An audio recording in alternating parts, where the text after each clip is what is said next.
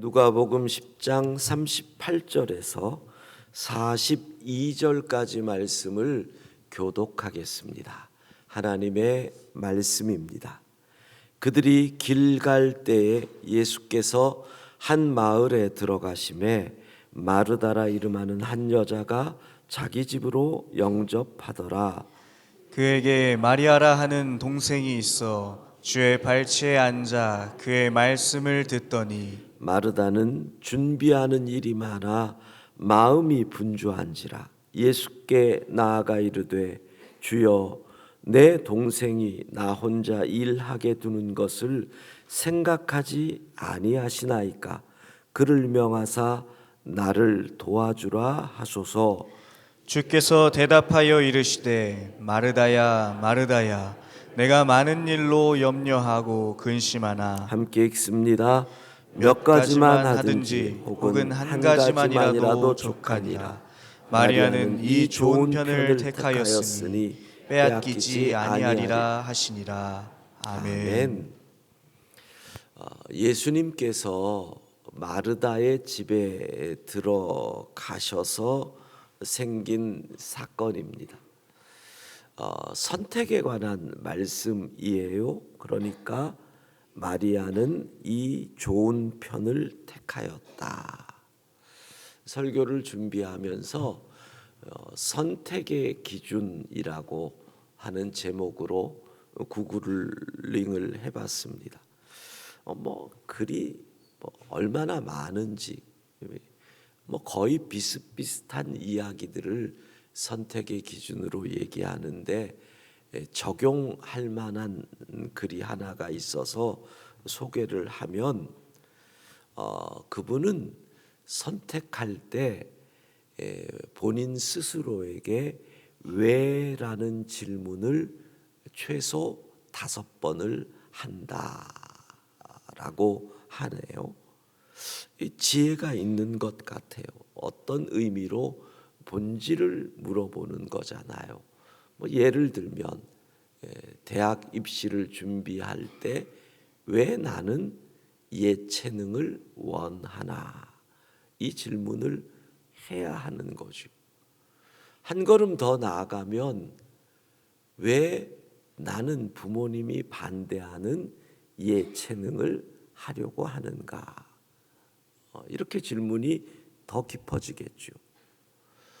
또 한 걸음 더 나아가면 친구들은 내게 그렇게 재능이 있다고 하지 않는데 나는 왜 예체능을 원하나? 이렇게 질문을 왜라는 질문.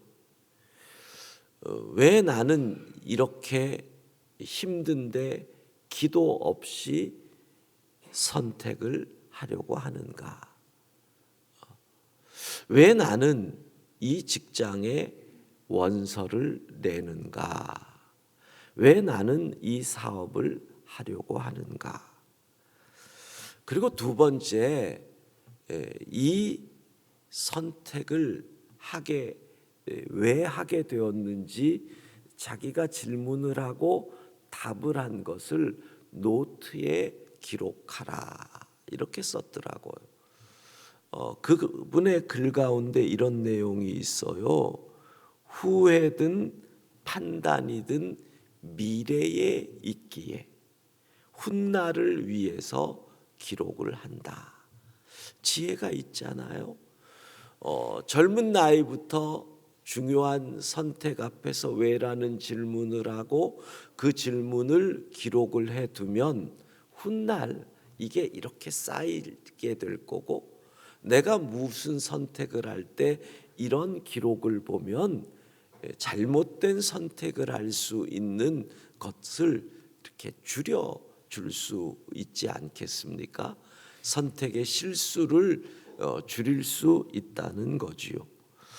자, 이러한 나름의 선택의 기준들이 있는데 오늘 본문에서 주님은 마르다에게 지적을 하십니다. 꾸중을 하시는 거예요. 먼저는 이렇게 얘기하시죠. 너의 염려와 근심이 옳지 못하다. 너의 염려와 근심이 옳지 못하다. 이 내용 다 알지요? 설명해야 되나요? 예수님 오셔서 마르다가 손님 오셨으니 접대하려고 열심히 음식 준비하는데 마리아는 예수님 발치에 앉아서 말씀만 듣고 있으니까 우리도 그러잖아요. 교회에서 주방 봉사하시는 분들 땀 흘리는데 예배만 드리고 예쁘게 하고 그렇게만 다니는 분들 보면 속에서 가끔 이런 거 끌어올릴 때 있잖아요. 뭐 그런 마음 비슷하겠지요. 그러니까 마르다가 음식을 다 못할 것 같으니 이 주님 앞에 나와서 마리아 좀 보내주세요라고 할 때 주님이 하시는 말씀이에요. 너의 염려와 근심이 옳지 못하다. 그 다음에 두 번째, 뭘 그리 많이 하려고 하느냐. 세 번째, 마리아가 좋은 편을 택했다. 이게 주님의 말씀이에요. 자, 그래서 이 본문을 통해서 우리가 선택하려고 할 때 세 가지를 기억하라. 그래야 2달란트 받은 종이 될 수 있다라는 거예요. 세 가지. 첫 번째, 주님을 잊지 말라는 거예요. 무슨 말이에요? 지금 주님을 위해서 음식을 만든다고 하면서 사실은 마르다를 잘 보세요. 성경을 통해서 주님은 뒤에 있어요. 마르다가 지금 음식 만드는 것은 봉사라는 이름을 썼는데 자기 만족을 위해서 하는 것과 비슷하다는 거예요. 예를 들어 봅시다. 대신방 때 우리 집에 교구 목사님과 그리고 신방 대원들이 왔다고 쳐보세요. 안방에 앉아 계시라 그러고 계속 음식을 만드느라고 주방에서 주인이, 신방을 받아야 할 주인이 20분 30분 동안 계속 음식만 만들고 얼굴도 안 비추면 이게 도대체 뭐가 옳은 건지. 여러분, 우리가 봉사를 한다는 것은 주님의 영광을 위해서 봉사를 하는 거예요. 주님을 위한 섬김이냐 자기 만족을 위한 섬김이냐 이렇게 얘기하면 열의 100%는 다 당연히 주님을 위한 봉사지 무슨 자기 만족을 위한 섬김이에요 라고 대답을 할 거예요. 근데 보면 주종이 바뀌는 경우가 많다는 거예요. 해마다 연말이 되면 각 부서장 되시는 분들이나 부서의 교역자들이 전화 돌리느라고 정신이 없어요. 왜? 봉사 그만하겠다는 분들이 많거든요. 이유는 바빠서, 시간이 없어서, 탈진해서 이런 이유들을 들어요. 근데 여러분 잘 점검을 해보세요. 주님을 섬기느라고 내가 봉사한 거예요? 자기 만족을 위해서 봉사한 거예요? 주님을 위한 섬김이라면 탈진할수록 힘이 나요. 왜? 주님을 위해서 온전히 몸을 드린 거거든요. 자기 만족을 위한 섬김이 되면 힘들어요. 지쳐요. 이 차이를 아셔야 돼요. 내가 온전히 주님에게 집중하고 봉사한 거라면 힘들수록 기뻐요. 탈진할수록 기뻐요. 왜? 주님만을 바라본 것이기 때문에. 우리의 섬김, 우리의 선택 마찬가지예요. 주님을 위한 것이냐, 주님이 모든 것의 중심이냐, 주님을 잊지 말아야 돼요. 마르다는 40절을 보면 뭐라 그래요? 주님에게 명령하듯이 무례하게. 지금 마리아가 왜 거기에 앉아 있는 겁니까? 음식 만들어야 되는데 내보내 주십시오. 여러분, 음식이 주잖아요. 주님은 종이잖아요. 우리가 봉사를 한다고 하면서, 선택을 한다고 하면서 주님을 잊고 있는 것은 아닌지를 첫 번째 점검하셔야 돼요.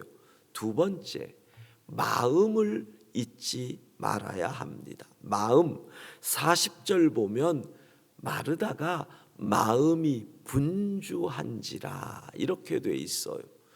주석을 찾아보니 원어의 풀이가 나오는데 이 분주하다는 원어가 페리스파오라는 건데 두 단어가 합쳐졌어요. 페리라는 말은 전치사인데 근처, 옆, 주변 이런 거예요. 스파오라는 말은 동사인데 끌어당기다라는 뜻이에요. 그러니까 이 말은 왜 분주해요? 사방에서 내 마음을 끌어당기는 거예요. 상황이 내 마음을 흔드는 거예요. 자, 마르다의 상황에서 예를 들어봐요. 지금 주방에서 음식을 만들잖아요. 이 후라이팬에는 생선이 얹어져 있어요. 이쪽 불 후라이팬에는 전이 얹어져 있어요. 가운데 있는 불에는 된장찌개를 올려놨어요. 그리고 마르다는 도마 위에서 김치를 썰고 있단 말이에요. 근데 생선이 타는 냄새가 막 나는 거예요. 정신없이 생선을 뒤집는데 저기서 된장찌개가 보글보글 끓어요. 야, 불 낮춰야지. 그러는데 전이 또 타고 생선이 같이. 이런 얘기할 때 여자분들은 다 웃는데 남자들은 다 뭔 소린가 하고 쳐다. 내 얘기가 아니다 이거죠. 보세요. 마르다를 움직이는 거는 반찬들이에요. 사방에서 끌어당긴다라는 거예요. 이게 분주하다는 뜻이에요. 상황이 휘둘러요. 환경이 나를 휘둘러요. 주변 사람들의 말이 나를 휘둘러요. 그러니 이 마음이 분주해졌다라는 거지요. 여러분 집중하셔야 합니다. 마음을 잊지 말아야 바른 선택을 하는 거지요. 세 번째, 사랑을 잊지 말아야 합니다. 지금 마르다의 선택에 있어서 마르다는 중요한 걸 잊었어요. 손님을 대접한다고 하다가 동생을 향해 화를 내게 돼요. 여러분, 손님보다 동생이 더 중요해요. 반찬 만드는 것보다 동생이 더 중요하다라는 거예요.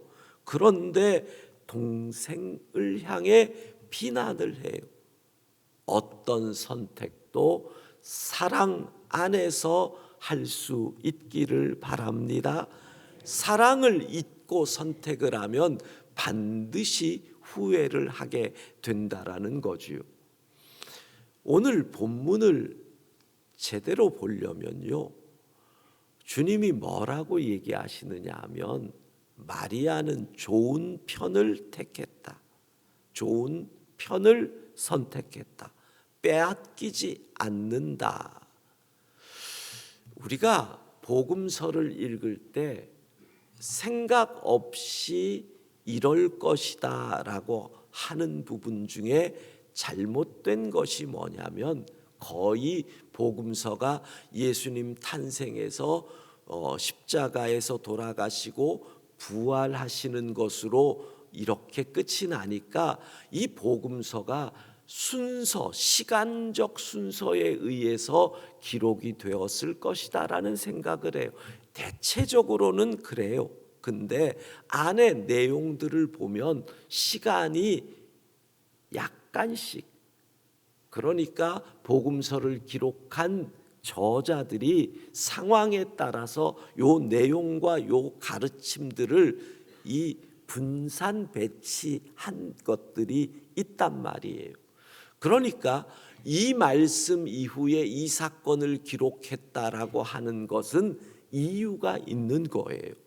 어떤 저자가 가르침을 예수님이 이러한 의도가 있음을 생각하고 그런 배치를 했다는 걸 생각을 하셔야 돼요. 무조건 시간적으로 배치가 아니라는 거예요. 그러면 이 본문 앞에 뭐가 있어요? 선한 사마리아인의 비유가 있죠. 선한 사마리아인의 비유는 어떻게 출발해요? 시작이 그거예요. 하나님 사랑과 이웃 사랑에 관해서 말씀하다가 이렇게 된 거예요.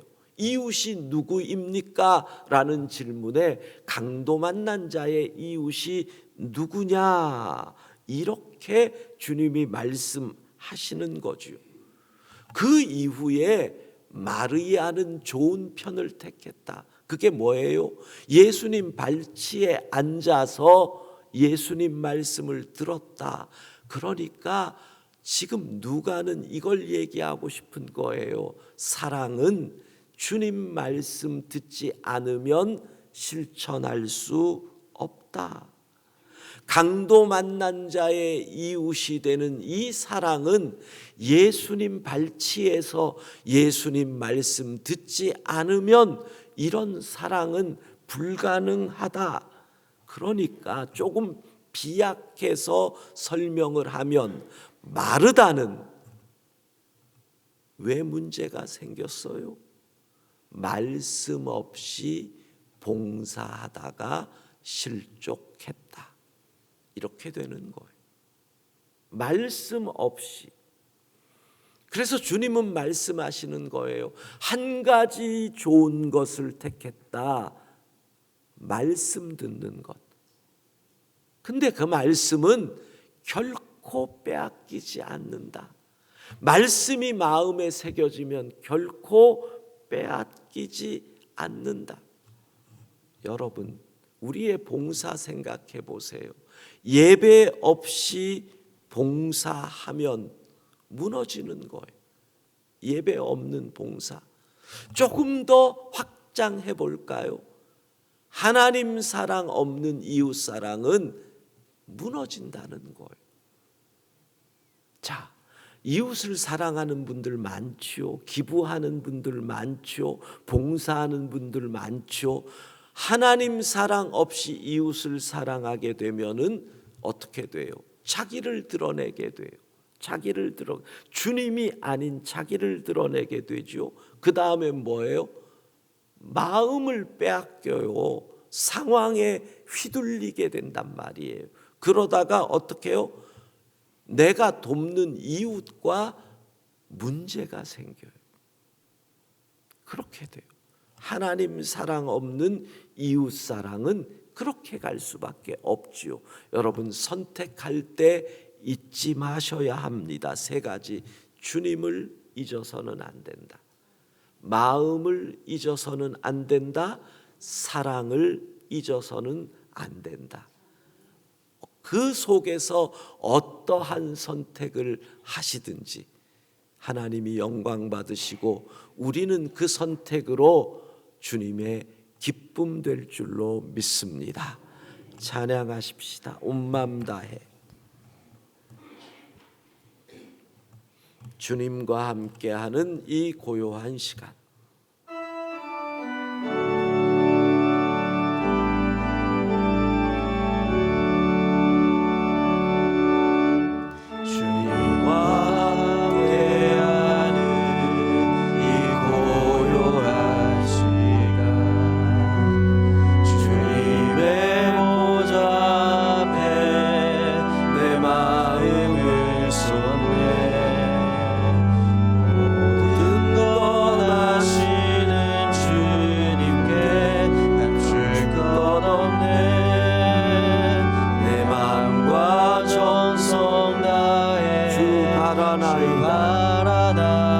온 마음 다해 사랑합니다.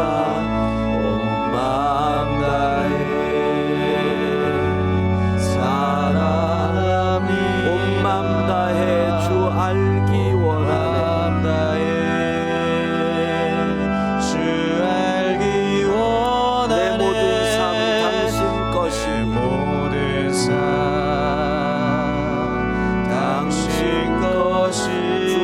섬기리 주만 섬기리 온 마음 다해 나 염려하지 않아도 내 쓸 것 아시니 염려하지 않아도 내 쓸 것 아시니 나 오직 주의 얼굴 구하게 하소서 오직 주의 얼굴 구하게 다 하소서 이해할 수 없을 때라도 다 이해할 수 없을 때라도 감사하며 날마다 순종하며 날마다 순종하며 주 따르오리다 온 마음 다해 사랑합니다 마음 다해 사랑합니다 온 마음 다해 주 알기 원하네 주 알기 원하네 내 모든 삶 당신 것이니 모든 삶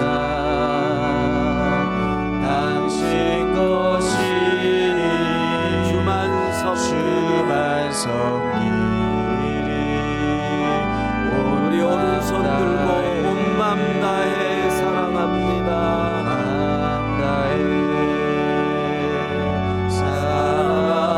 사랑합니다 온 마음 다해 주 알기 원하네 주 알기 원하네 내 모든 삶 당신 것이니 모든 삶 당신 것이니 주만 섬기리 온 마음 다해 온 마음 다해